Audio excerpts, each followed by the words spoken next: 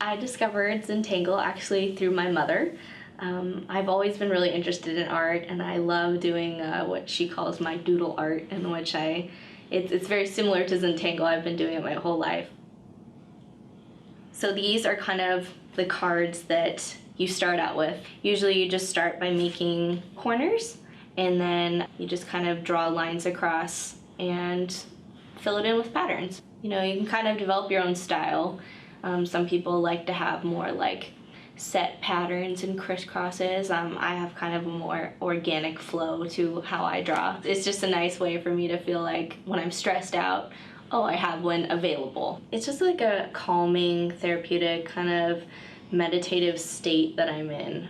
It instantly relaxes me and puts me into a very focused zone in which I can kind of think about things while also getting, you know, the benefit of making artwork that it's, you know, I practice. And I think that art is kind of like a journey in which maybe I start out the journey unhappy or in a place I don't want to be, and as I continue my process of doodling or whatever art I'm making, I end up finding a place where I'm content and calm and just feel better, I guess. Art making makes me unstuck. If I can't say something, then I can say it through my artwork. It's gotten me through a lot of tough times where I felt like that was the only outlet I had. Maybe I felt like I couldn't talk to somebody about it, or there were things that were too hard for me to understand by trying to express them in words. And so I was able to think through those problems. Having that outlet to be creative, I find, helps me release emotions and problems in a way that I just can't when I'm speaking to other people. It never fails to surprise me, the things that you can make from such tiny little things, especially when I do little teeny tiny doodles, or if I have an idea that just comes to fruition. After working that long and such small little details, it's so rewarding, and I always surprise myself that I was able to create that.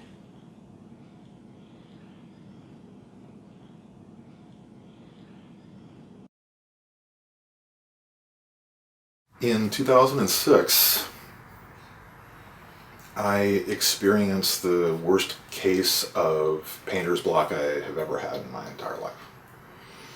I literally could not paint. I couldn't draw. I finally decided I had to do something if I was going to regain control of my life, because it felt like it was spinning out of control. I had a friend of mine who was seeing a therapist who specialized in issues of grief.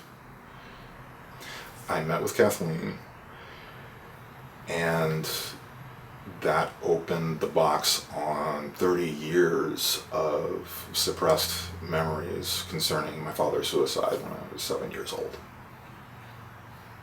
I began using, through Kathleen, the concept of the inner child as a means for healing myself. And what in practical terms that meant was picking up a pen and letting the kid draw.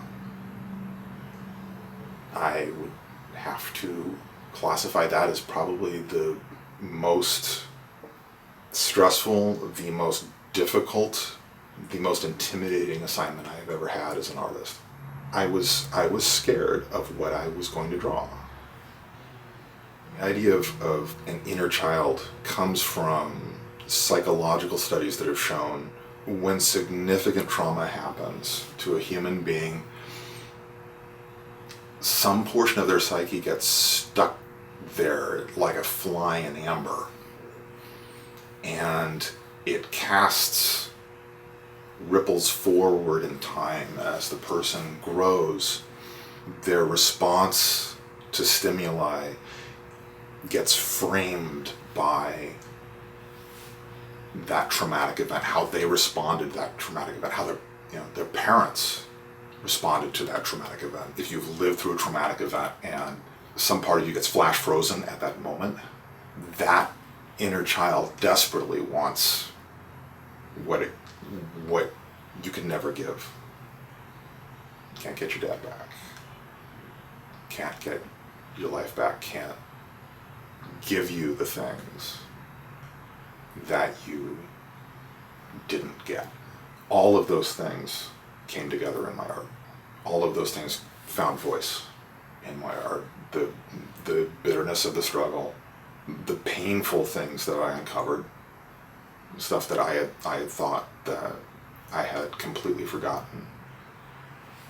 Often when you explore an old scar and you start scraping away some of the scar tissue to see what's underneath, it opens up avenues to explore issues that are below. That it's the gateway to the world you need to become familiar with if you're going to heal. When I began communicating with my little kid, letting him write to me, letting him draw whatever he wanted to draw, the first and still most vital emotion that came pouring out was rage. All the words that came pouring out when we first engaged in dialogue, and even up until this point, are angry. Why did you do this? We needed you. I needed you. What did I do wrong? What did I do or not do that let you consider this option, that said that this was okay? You know, you destroyed us. You destroyed us. And we spent the rest of our lives trying to make this patchwork quilt of a family functional again, and it didn't work. There's 30 years of anger to process. 30 years of anger that I have sat on. And it's scary stuff to feel. And when you draw this stuff out of your system, it's cathartic. It's a tremendous release. It feels like for the first time ever, you haven't just